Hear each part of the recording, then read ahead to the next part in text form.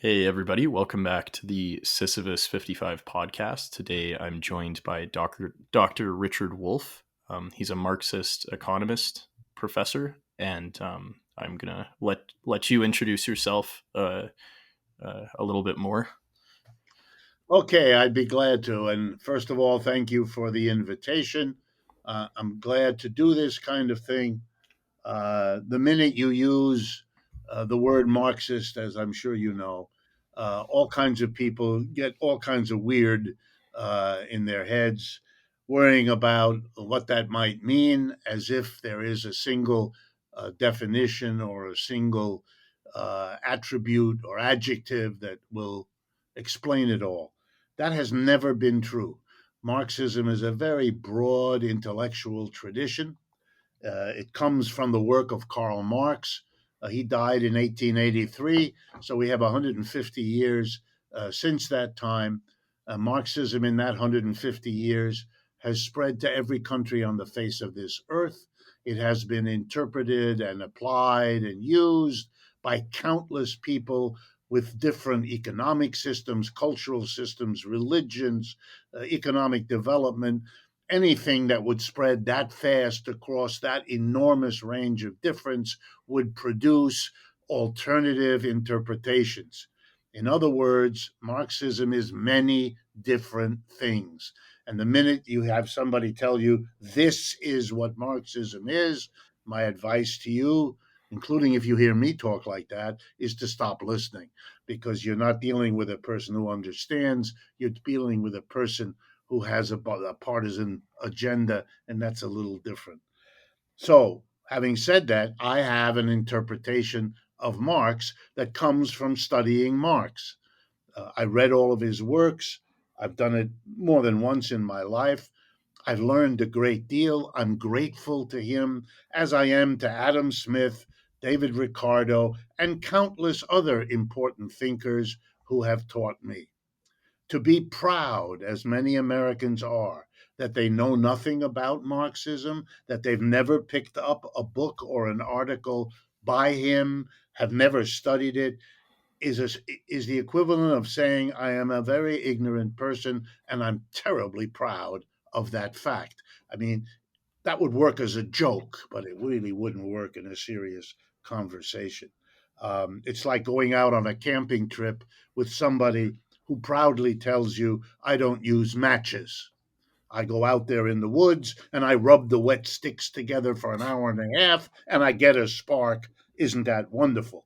Well, it has a certain charm, but I wouldn't go out on a camping trip with you again. I would like to take matches. Marx provides matches. Marx helps you understand, and that's why I recommend to people learn a little bit about it. I became interested in Marx's ideas when I went to college. I didn't know much about it before. Uh, I could see all around me here in the United States that there were lots of social problems that weren't getting any better. What we now refer to as racism, sexism, income inequality, wealth inequality, social instability, all of those kinds of things were all around me, and I saw them. I knew everybody else saw them. Nobody's blind, or very few people are. But I also noticed that nobody wanted to talk about these problems, and certainly no one wanted to ask the logical question, are these problems part of the system we live in, or are they explained in some other way? I thought that was a perfectly reasonable question. However, my professors were frightened when I asked it. And eventually, someone said, you're interested in the system, means you're interested in capitalism, which is our system, and therefore you're being critical of capitalism. And I said, yeah. And they said, well, you might want to read Karl Marx because that's what he did. And I did. And I became a person who uses that material. Is it the only material I use? Of course not. But it is very valuable. I would recommend it to anyone who finds anything I'm about to say to you, interesting. I continued my studies. I don't mind telling you because some people will be interested. My education was for 10 years here in the United States. I was born in Ohio, in the middle of the country. The universities I attended for 10 years, 2 semesters a year, 20 semesters. I studied economics, I studied history, I studied those kinds of subjects. Even though I had started out as a mathematician and a biochemist, I changed in college. Um, and I did fine in college. I went to Ivy League schools, so I'm the product of the elite schools in the country. Harvard, Stanford, and Yale, those are the only schools I ever attended. I have my PhD in economics from Yale, and I've been a professor of economics most of my adult life in half a dozen different universities. I also founded an organization called Democracy at Work, who has two objectives. Number one, to show that it is the capitalist system that is the problem we have to face, and that however hard it is to do that, trying to fix this system, it's a little too late and it's too little to get at those problems. And then to use Marxian as well as other ideas to shape an agenda for how we can do better than capitalism. And just as human society figured out how to do better than slavery and how it figured out how to do better than feudalism, it is perfectly reasonable, rational, and appropriate for us to ask whether and how we can do better than capitalism. And for that question to be answered, Marxism and Marxian theory are a big, valuable asset. Thank you. That was probably one of the most thorough answers to uh, "Who Well, I are hope I you?" didn't take too long. No, no, no. That's perfect because usually a lot of guests they just sometimes they'll just say no. You've already said everything that I was going to say, so that was great. All right. Um, so there's one question that's going to kind of maybe rest on certain assumptions I have about Marxism that might be incorrect, and I'd be interested in picking those apart. But from my understanding, one of the kind of main ways in which Marx looks at different systems is that they all have kind of inherent contradictions that eventually can lead to like new systems taking place. So I think he looks at like slavery to feudalism to like capitalism, and um, capitalism appears to uh, be very good at kind of adapting to these contradictions for better or worse. And for a certain subset of people, it benefits them, and like such as the capitalists. And for a lot of other people, it seems to not do so well for them. But I'm thinking, I think you brought up in an interview one time, like the crisis in like the 70s where consumers no longer had enough money to spend in order to generate profits for capitalists. And so to kind of adjust to this, whereas other systems might eventually like fall under this issue, the capitalists kind of introduced like debt and credit, so consumers could still spend things without having much of anything. And so I think there's like maybe an economic argument about how it adjusts to these contradictions, but also like I'd like to kind of talk about kind of the cultural aspect of that with the idea of capitalist realism, where it seems to kind of profit off of cultural critiques of its own system. Like we have a lot of media nowadays that's very, I think, left leaning and critical of capitalism, but is also ironically still part of the system in one way. So if you want to pull apart any assumptions made there, or if you kind of have an answer of how Marxism could potentially see a post-capitalist world where these contradictions eventually don't figure themselves out, I'd love to hear that. Sure. Let me do two things. Let me talk a little bit in general, but I'm going to use examples from right now to make it as clear and as concrete for people as I possibly can. And using examples from now is relying on the fact that we all know a little bit, at least, about things that are going on now. So, first, you are absolutely right. Marx was a student of the German philosophy professor George Hegel, Georg Wilhelm Hegel in the German, the greatest philosopher in Germany, arguably, period, ever, but certainly one of the great handful of people that were dominating the 19th and 20th centuries of Western thought, of German thought, and well beyond Germany. Hegel is the champion, if you like, of contradiction. Everything exists, says Hegel, in contradiction. Or to use the language in which average people have been able to figure this idea out too, the good is always wrapped up in the bad and vice versa. That everything has its good side and its bad side. It's a naive or an ignorant person who only sees the one side, doesn't understand that the other side is there too. That the feelings we have, the thoughts we have, are full of contradictions, as we are. And you can again see it in common language. Uh, I love that person. Yeah, well, there are moments when you hate them. And instead of being frightened when you have a feeling of hatred towards someone you love, you will be better off if you understand that that's a contradiction that's called part of life.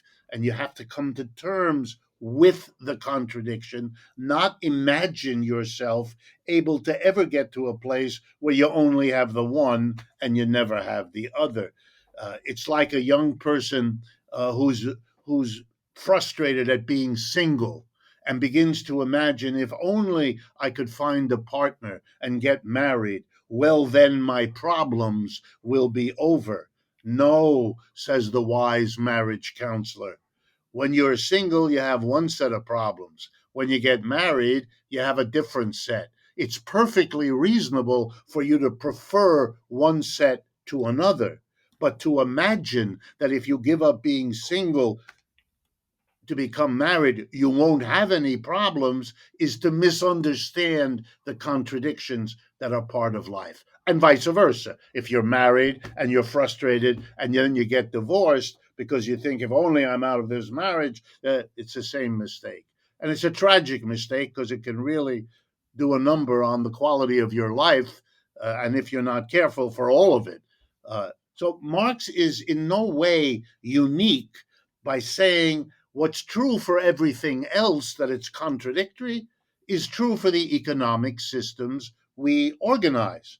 We're not God, we're people. And when we organize ways of dealing with life, we don't do it in some brilliant way that has no contradictions. If even that were possible, we're just human beings. We can't see everything that's coming down the pike. We can't handle and cope with everything that happens to us. That's not, and so the institutions that we construct have their problems, have their flaws, have their weaknesses.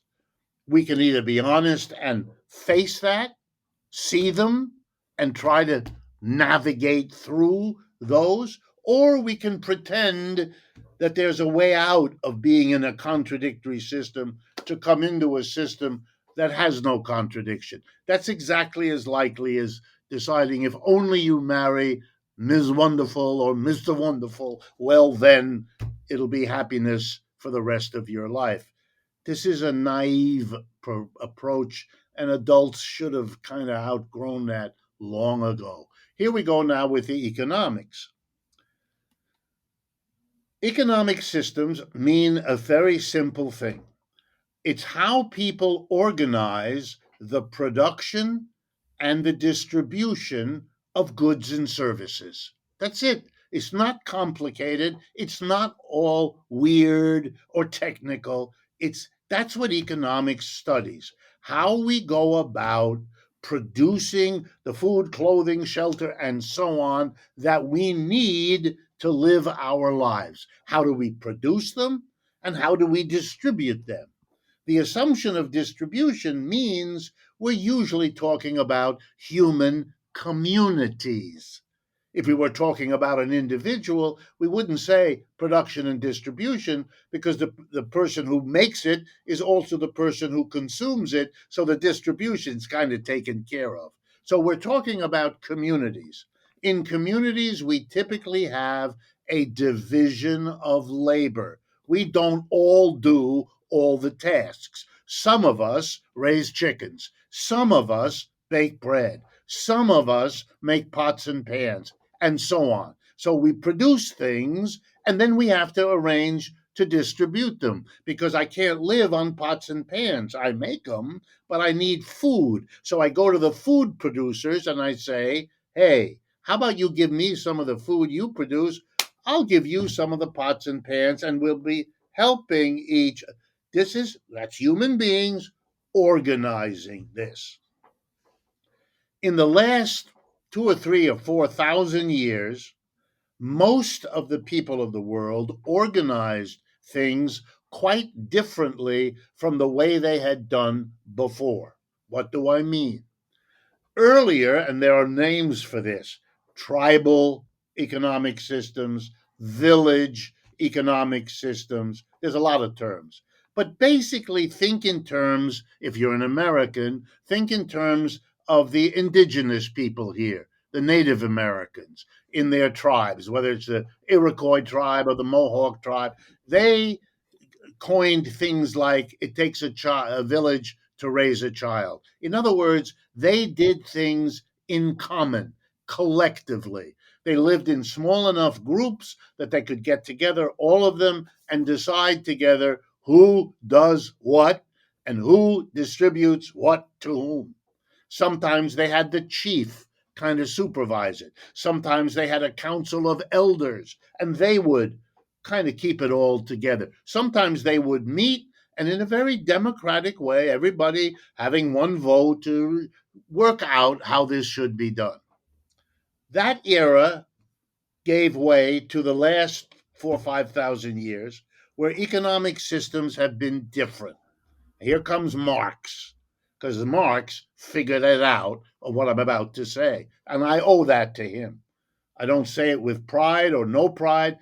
I'm just intellectually honest. I'm telling you where I got it so you understand. If you're interested, there's a lot more there with a lot more detail than I'm have the time to give you at this point. Okay, so here we go.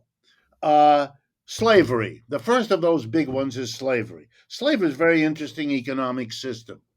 It divides people into two groups.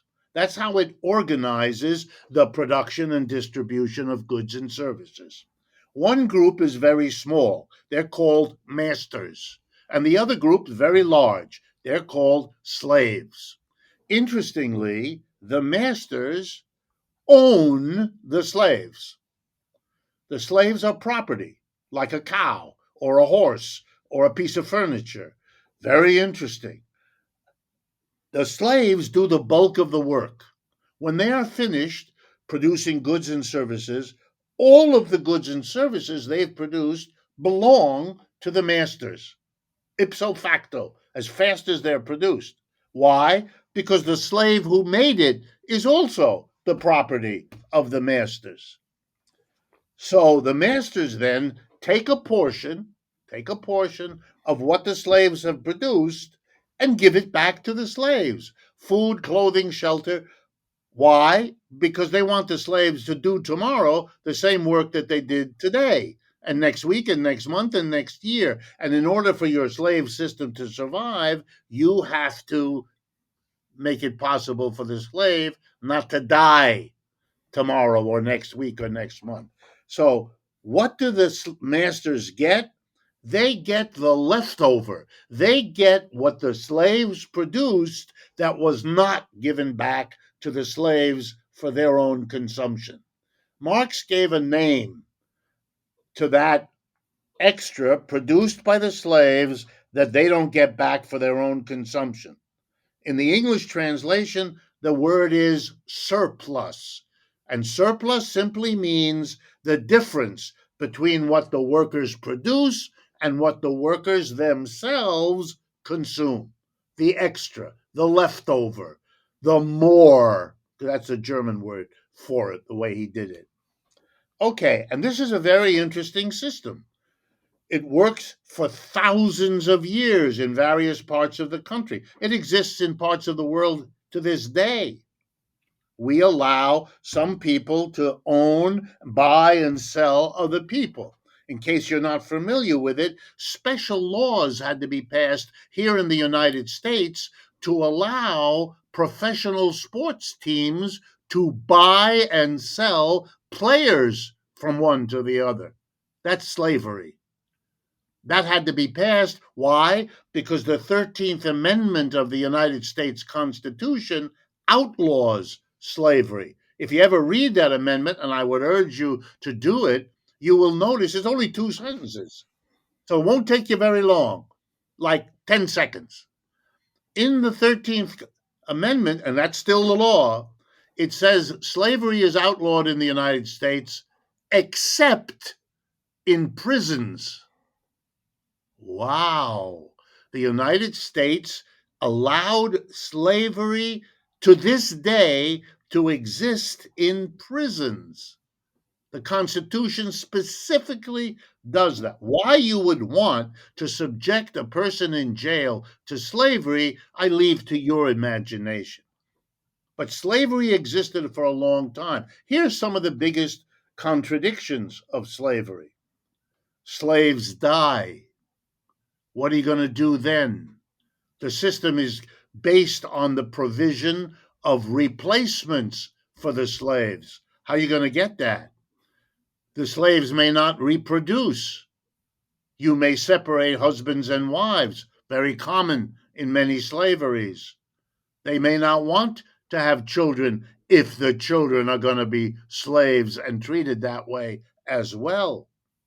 You may have to go into the special behavior of breeding human beings.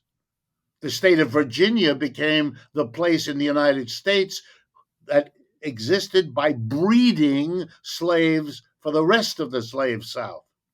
That's part of our history. Well, that may not work out real well. That's a contradiction of the system. It may not be able to reproduce. What will it do then? Well, it might have a breeding program, or it might start running around the world snatching people from wherever it can find them to keep the system going by replenishing. And that may involve wars in other parts of the world. It may involve expenses that the system doesn't find itself able to raise as you go further and further afield. If I had time, I could work it out. Eventually, the system's contradictions can become unresolvable. Most systems that last for a while, like slavery, work out ways to overcome their contradictions. But they discover very quickly that the way you overcome a contradiction always sets in motion new contradiction. That never stops. You don't ever get free. Even if you resolve one, you have another one. Again, my metaphor. You overcome certain contradictions of being single, right? After a certain point, going to that bar, drinking too much, and going home with someone you can't even remember the next day loses its attractiveness, and you want something else. Well, you can resolve that by getting married. But if you don't think that that's going to create new contradictions, then you're very naive. But a system can continue for a long time going through those steps. When slavery finally comes to an end, it's usually because enough tensions and difficulties have accumulated that couldn't be overcome, that got kicked down the road, or got pushed into a corner, or got imposed on a subgroup of the population. But at a certain point, the accumulation, Marx's idea of contradictions, becomes more than the system can handle. And at that point, it blows up. Typically, it blows up when the slaves say, that's it, we're done, we're not doing this anymore. And we've noticed something. There's a lot of us, and there's a relatively small number of you masters. And out of that difference, we can make a revolution, and you're going to be gone. Let me remind everyone, here in the United States at least, where I'm sitting, that in the Emancipation Proclamation issued by President Abraham Lincoln, he announced, as of today, slavery is outlawed. That meant that he said to the people of the South, the white people who were the masters, your property that you spent money to buy, the slave, is now free. You've just lost your property, and nobody is going to compensate you for it. You are, to use a technical term, screwed. You're done. System over. The American South still hasn't gotten over the experience. That's why white supremacy comes back in all of its hideousness over and over again. You didn't work out those contradictions, you exploded them, and that's not a way, even if you pretend, that these issues go away. Okay, then we have feudalism. I'm going to be briefer now. There you have, however, something very similar. A small group of people at the top, they're called the lords of the land. And then a mass of people who do the work. They're called the serfs. And that system is full of contradictions, and it has to work them out. Give you an example. The serf is given a piece of land by the lord. You work on the land 3 days a week, Mr. Serf. I'm letting you work that land. You can have chickens and a cow and whatever you produce the Monday, Tuesday, Wednesday on your piece of land, you get to keep. That's for you. Thursday, Friday, Saturday, you come to work on my land, on the Lord's land. And whatever you produce Thursday, Friday, and Saturday, I get to keep. And on Sunday, you go home and you go to church where a person in a special outfit will tell you that this is the way God wants the world to be. That lasts in Europe from 500 AD to 1500, 1,000 years. Lots of its contradictions were solved. Let me give you an example of one of the contradictions, just to give you an idea. This system doesn't work if the serf has children, which most serfs did. Well, what do? You're going to take that piece of land. Suppose he had 5 children. You're going to take that piece of land, cut it up into 5 parts, give each kid a fifth. That won't work because a fifth of the land is not enough for Monday, Tuesday, Wednesday's labor to provide enough food, clothing, and shelter. So the system has a contradiction that's fundamental. It creates a feudal family, creates the children, and then can't feed them. So how did they resolve it? They developed a tradition called the law of primogeniture. Here's what the law says. All land of a serf passes to the eldest son. He gets it all. The second son, any daughters, you get nothing. Wow. Well, you resolved the contradiction now. We know exactly how it's going to continue. But you have really created a new one. Namely, what in the world are the girls and the second, third, and fourth sons, if they're there? What is going to happen to them? They have to go into the clergy and become a monk or a nun or a priest. Or they go into the army, have nothing to do with making the land. They go in, they have to find, or they become a merchant, or they become an outlaw like Robin Hood in the woods. They have to find, and they do. And that in turn sets in more contradictions. But the system lasts for 1,000 years until the accumulation of contradictions blows the system up.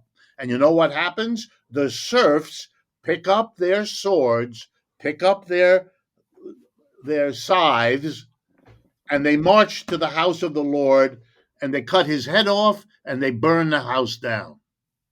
You can see it in the French Revolution if you want a dramatic example.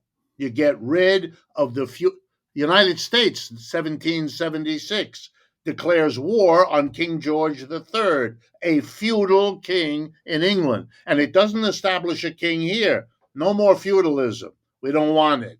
We're done with it. No serfs. no lords, none of it. Now we have capitalism.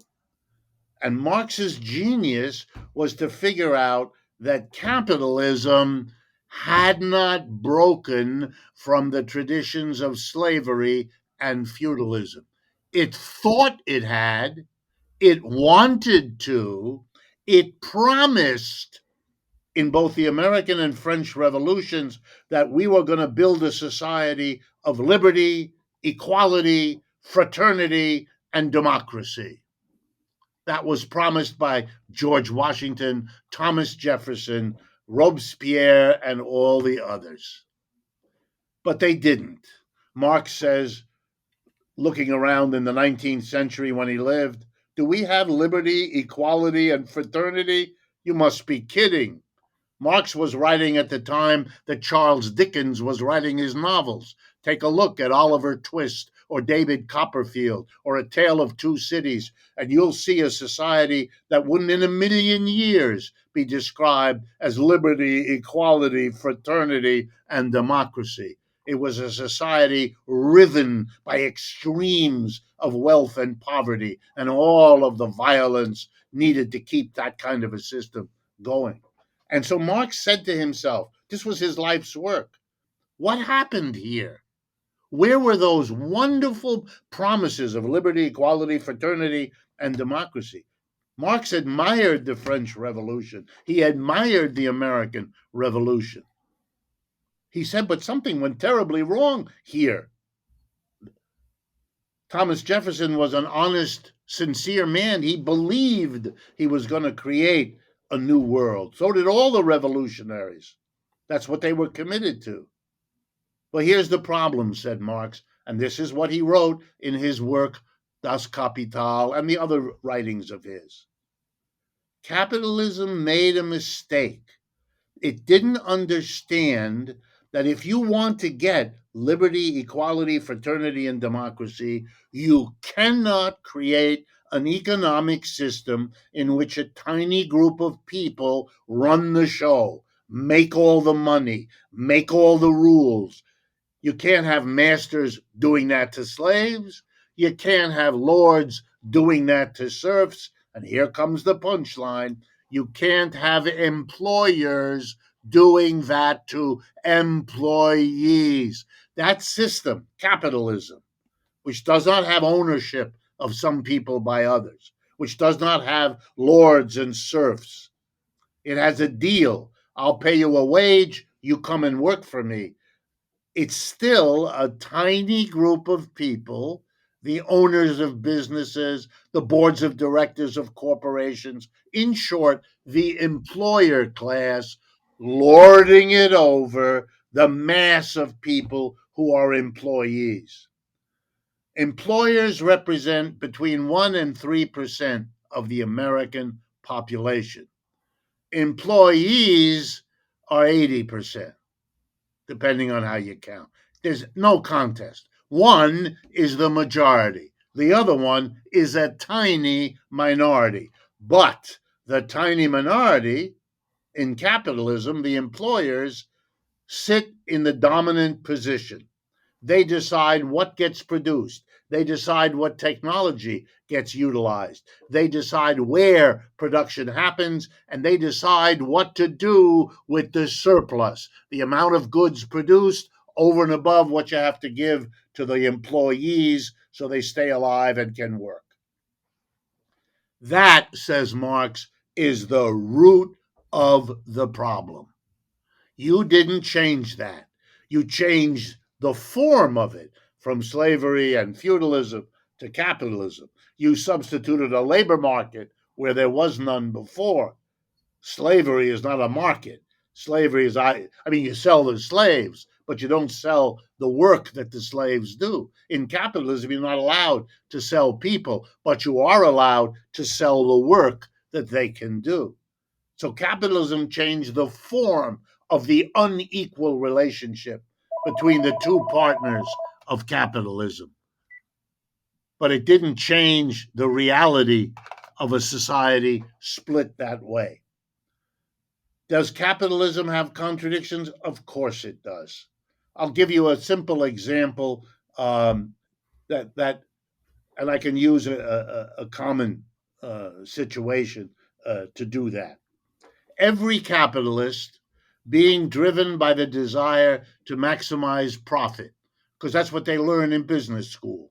Every decision you make should look at the bottom line, the thing you are focused on. If you produce more profit, you are successful. If your profits shrink, you are a failure. That's the way the system is set up. Okay, so every employer is constantly trying to do, and I'll use the language, economize on labor costs. Here's what that means: replace a worker with a machine, replace an expensive worker with a cheaper one, an immigrant, or move your production out of the United States to China or India or Brazil, where you can pay people a lot less. All of those things economize on labor costs.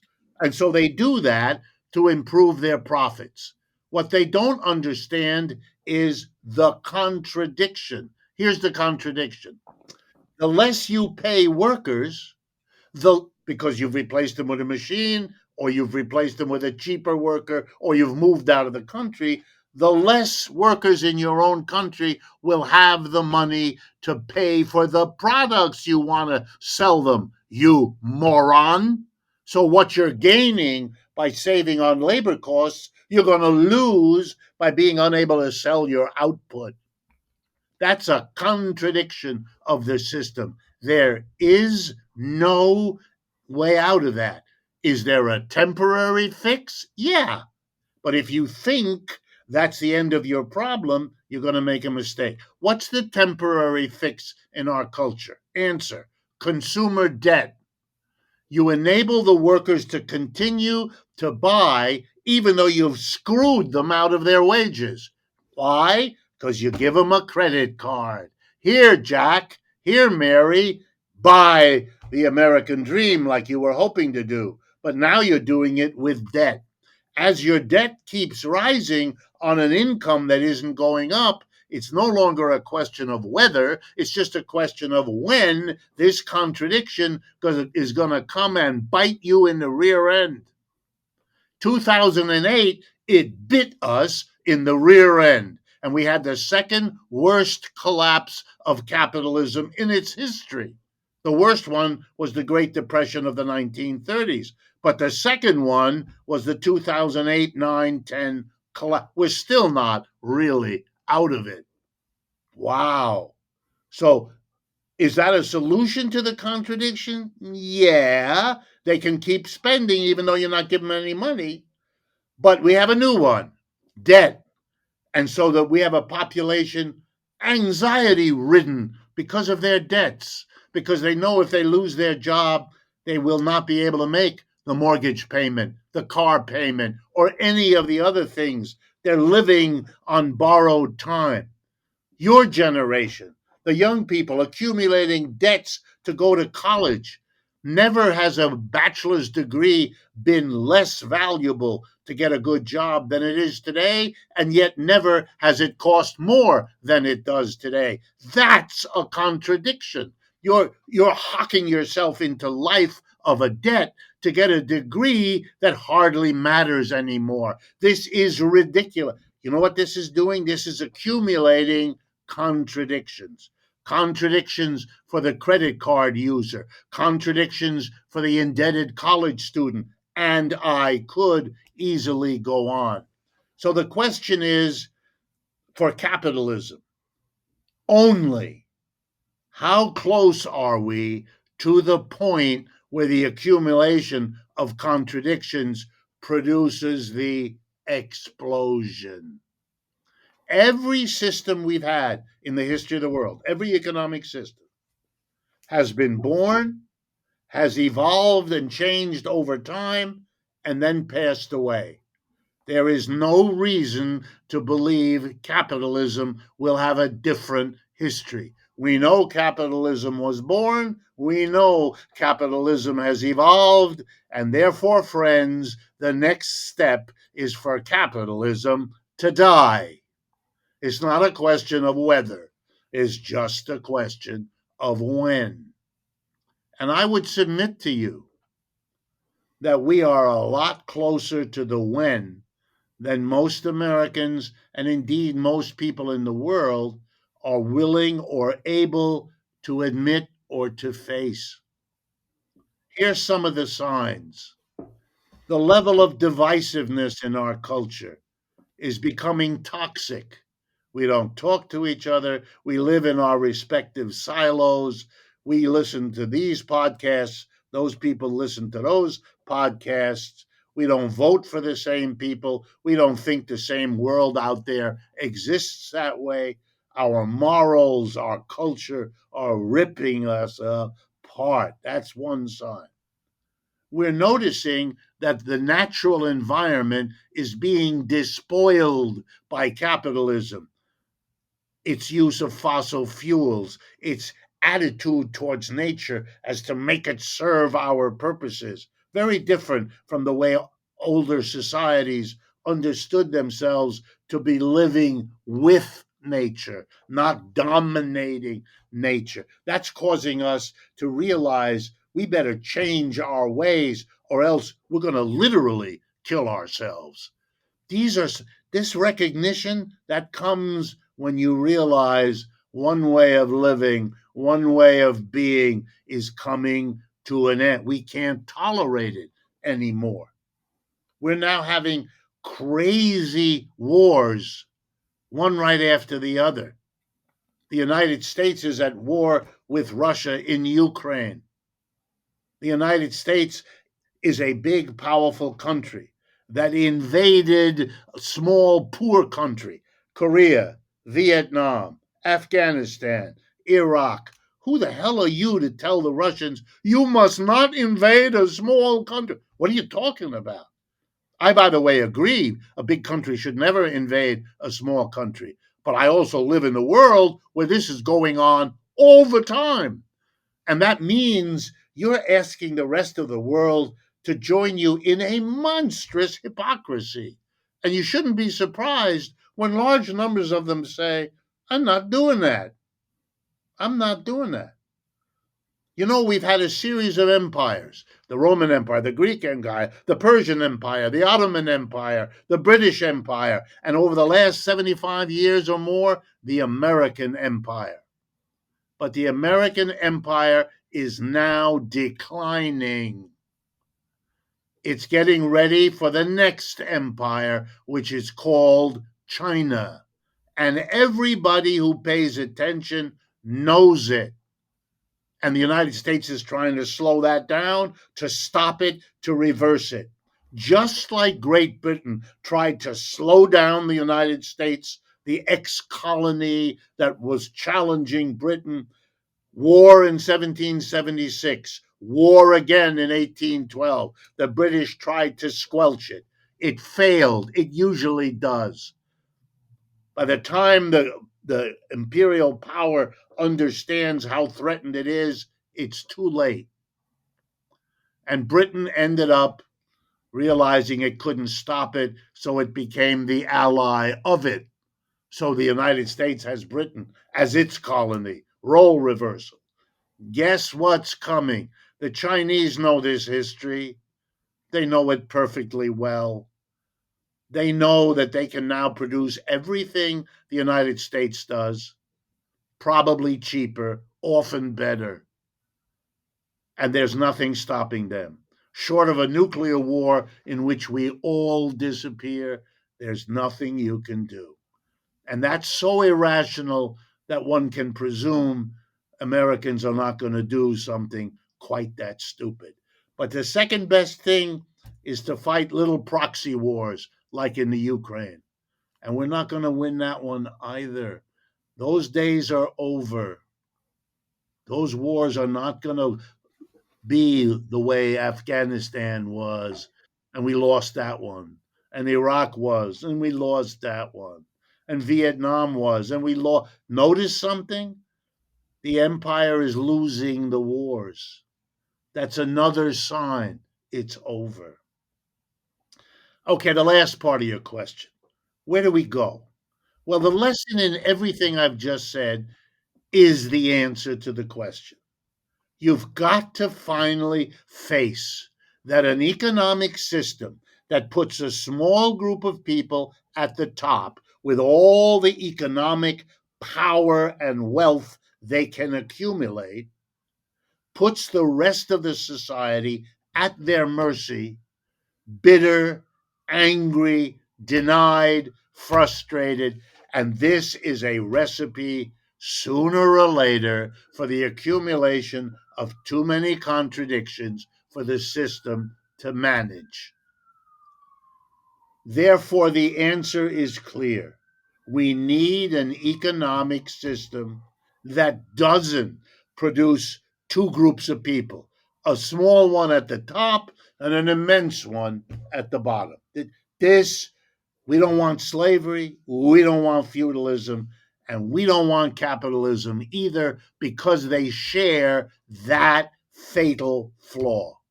Therefore, where are we going? The answer is not have the government do something.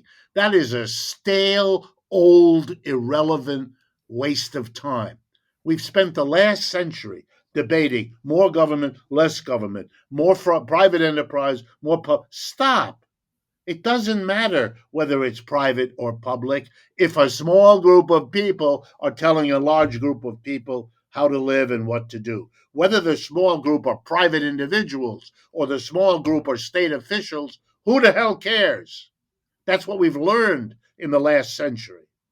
What has to change is the organization of the production and distribution. In a summary, we have to, and this I say to Americans because I think you can understand it, we have to democratize the enterprise. We have to change enterprises so we're not a small group at the top and a massive group doing the work at the bottom. It has to be one person, one vote. Everybody at a workplace, one person, one vote. We decide collectively by majority rule what we produce, what technology we use, where the production goes, and what happens to the wealth we produce. How do we don't give a few people $100 billion while everybody else can't afford to send their kid to college. We don't do that because no rational group community will ever do that unless it is under extraordinary stress. We're going to be a democratically run society. And let me make a final point. A few centuries ago, when the end of feudalism came, we decided one of the symbols of feudalism were these kings. The biggest lord, the biggest feudal lord in an area. So I'm the king. I'm the biggest. I'm the king. Okay, we said we don't want kings anymore. In some of our enthusiasm, we separated the head of the king from the rest of his body, and that really made them go away. We got rid of kings. And you know what the king said? You mustn't do that because we are what holds society together. We are the only thing that keeps this country going. You need a strong leader, and we're that. Not only that, we talk to God 2 or 3 times a week, and He helps us figure out what's good for all of you. You do away with us, you're doing away with the only way civilization will continue. Well, we got rid of them. And to nobody's surprise, civilization kept right on developing. In fact, we've developed civilization better and further after the kings than we ever did under the kings. Guess what? The same applies to the factory and the office and the store. If we democratize them, we get rid of the CEO. We get rid of, I don't mean physically get rid of them, but those positions are gone and we make it democratic. We should have done that long ago. If we had half the commitment to democracy we pretend here in the United States to have, we would have realized why in the world did we make our political system one person, one vote, but our economic system not? Well, what's the logic of that? Most of us as adults spend more time at work than we do having to do with the civics of our community. It's a major place we spend our lives. If you believe in democracy, why the hell didn't you create it and institute it there? That's what this is about. We have to change. And if we change the workplace so it's democratic, we'll have a lot greater success in making the rest of the society not just formally democratic, but actually in terms of what it does. So that's 21st century. That's the fight. Will capitalism be able to hold on, overcome its contradictions, deal with the new ones to keep going for this century? Or will it blow up? And will the next phase be a real opening experiment with a democratized enterprise? By the way, in most parts of the world, including the United States, we already have democratic enterprises. They're called worker cooperatives. People have been thinking about this and working at it for a long time. This is not all new. This is an attempt to realize that this dream of a democratic workplace, like the dream of a democratic political space, is very old in the human experience. It's just a question, are we ready to go there yet? And if any of what I've just said strikes you as interesting or a new way of thinking about it or worth pushing further, don't thank me. I am applying Marx's work. That's where all of this understanding comes from. And that's why I recommend it to you, because you can learn a lot from other people, absolutely, but from Marx as well. Excluding Marx from the curriculum of our institutions of learning is a sign of our immaturity, not of some kind of knowledge effect that makes it relevant to exclude a mass of very critical thinking. Sorry to take so long. No, no, that was perfectly, I think, addressed all of my questions and everything. And I understood, yeah, because I didn't know how much time we had. So I'm happy that you were able Yeah, to. I was able. I do have to go, but Yeah, yeah. Could I just ask really quickly, and then sure. I'll say goodbye? Do you personally feel optimistic or pessimistic about the? I'm thinking of Gramsci's like the optimism of the intellect, the optimism of the Pe- the will, pessimism of the intellect, or something like that's that. right. Pessimism, Yeah, the yeah. intellect. Look, I am. I have learned a great deal from Antonio Gramsci. I'm grateful to his work, and I am in this instance too. I am basically an optimist. I am a person. That's why most teachers really kind of are, because you wouldn't want to put the effort into teaching people if you think it's all going to hell in a handbasket anyway. So yeah, I think there are ways we can achieve the transition to a better system. I identify with the people who thought we could do better than slavery, we can do better than feudalism, and I say to myself, no brainer, we can do better than capitalism. The human mind's desire for something that works better, that can be done in a shorter amount of time, that make us work together as a community better, that desire is in enough of us that confronted with danger and risk, we can rise to the occasion. Will we for sure? I don't know. I get as frustrated and down as other people do, but underneath it, yeah, I'm an optimist. I think it's possible.